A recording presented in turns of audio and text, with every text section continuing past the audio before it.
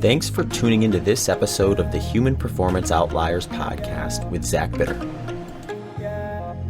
Best foods to take on long run and trail while on keto. So this could go a couple different directions. So if you're talking strict keto, or therapeutic, you get into this kind of category of like, how do we define this? For me personally, when someone is talking about like strict keto, or sometimes you'll see it called like a very low carbohydrate, high fat diet, the intent here is that they're keeping their carbohydrates so low that your liver is more or less forced, due to lack of carbohydrate, to churn out higher and higher amounts of ketone bodies. So your liver is going to store like 100 to maybe 150 grams of carbohydrate.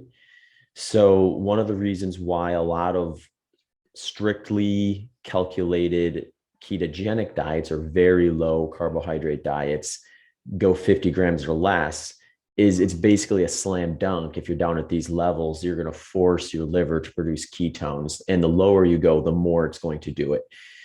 Is why you tend to see higher millimoles of blood ketones as you go lower in carbohydrate. And those people who have those really, really high ones likely are getting down close to no carbohydrate.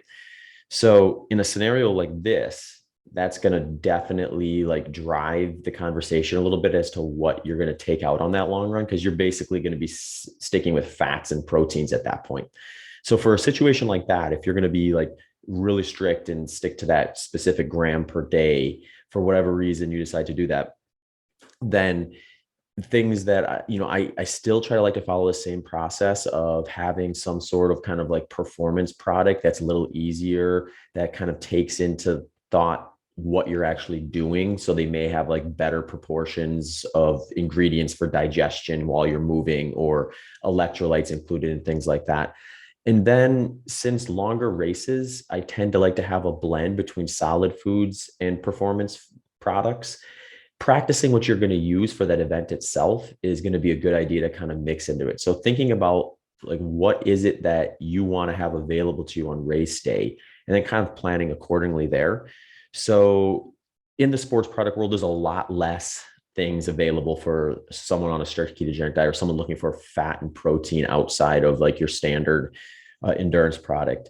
The company S Fuels, who's my nutrition sponsor, they make some lifestyle and performance products that are geared towards low carbohydrate ketogenic athletes, and then low carb ketogenic lifestyles. So they do actually have some performance products that would fit this description. The one that would be the most specific would be their Train product. Their Train product is basically a powder that you can mix in with your water bottle, similar to what you would do with like any other sports product that is, an energy source that you'd mix in with your hydration. And it comes with a small amount of fat and protein, as well as electrolytes. So you can sort of check a lot of those boxes with just that, from the electrolyte hydration and making sure that you're not introducing a lot of carbohydrate into your run. So you're keeping that fat coming in to kind of just defend energy levels a little bit if you're going to be out there for quite a while and you want to practice what you're going to maybe use on race day. Then you have kind of the solid food side of the equation. So for someone in this spot, things like, you can have like strips of bacon and you add some salt to that, and it's going to be like a nice little thing you can stick in a baggie and kind of bring with you. You could do like seeds or nuts, or some sort of like low carb trail mix, something that's got minimal to no carbohydrate in it, that you can kind of pack along pretty easily. Nut butters can be useful. They are sometimes hard to find in carry packages or small enough packages, but you can get single serving ones.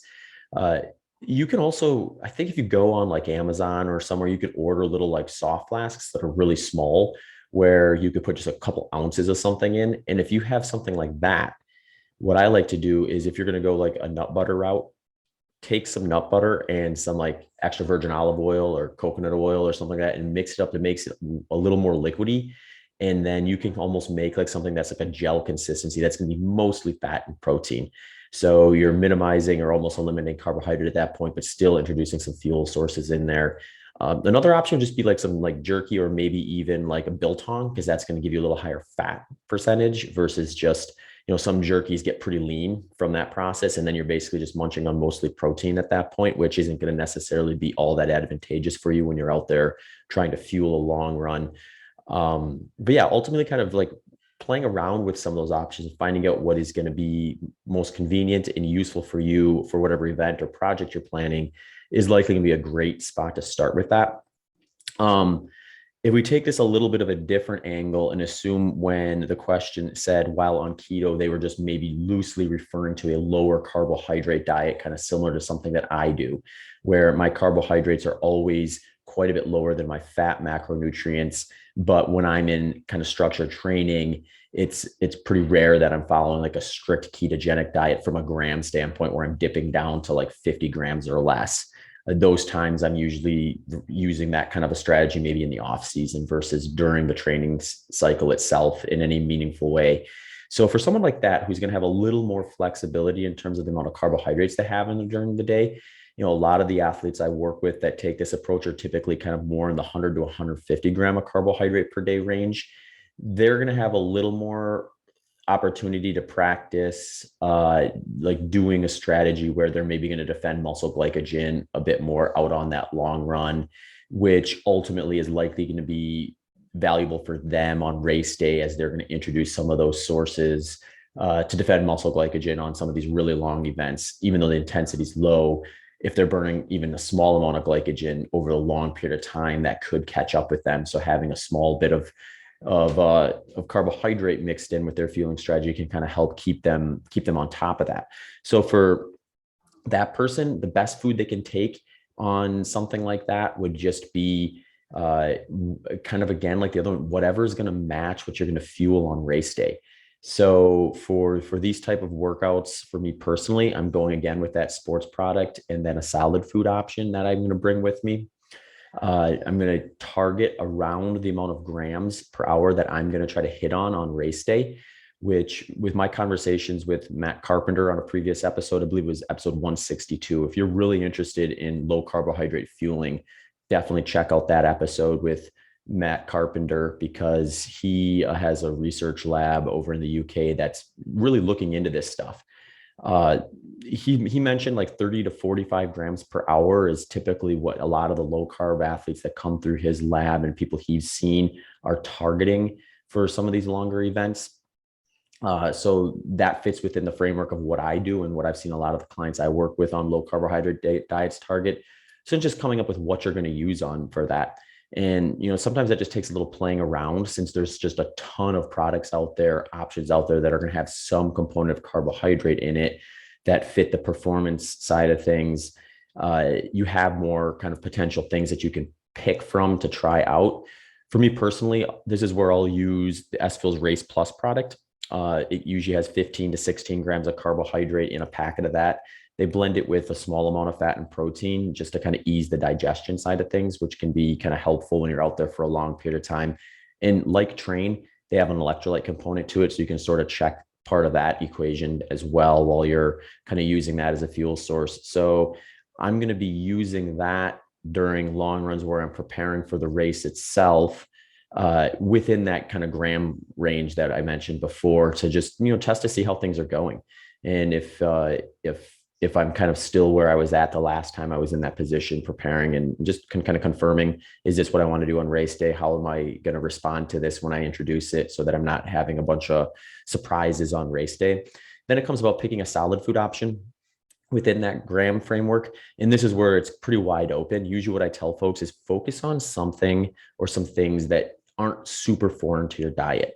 So let's say, for example, while you're practicing your low carbohydrate diet and training, the carbs you do have tend to be more fruit based. Well, this might be an opportunity to kind of leverage the fact that your body is more or less better at probably processing and digesting those products since you introduce them to your diet more frequently. Starting there is not a bad idea because it kind of gives you maybe a leg up on what to expect versus introducing something you've never eaten before, rarely ever eat. But if you want, you can try that. What I encourage folks to do is try that in the runs themselves so they can stress test it. And then if you do decide, hey, this is maybe something I'd like to include or try for my race itself, then start practicing with it on your long runs when you're getting closer to the race, so that you are having more data points in terms of how your body maybe is going to respond to that, or if you're going to get sick of having it and you need another option, or if it's just simply not going to sit in your stomach the way you want it to. Hopefully that hits on what the intent of those questions were. If not, or if someone wants me to dive deeper or clarify some of the points within that, feel free to shoot me a note. You can catch me on Instagram at Zach Bitter, on Twitter at ZBitter, on Facebook at ZBitterEndurance, and email at hbopodcast@gmail.com. All that stuff, if you're forgetting what it is, can be accessed through kind of my main hub, which is just my website at zachbitter.com. Thanks for tuning into this episode of the Human Performance Outliers podcast with Zach Bitter.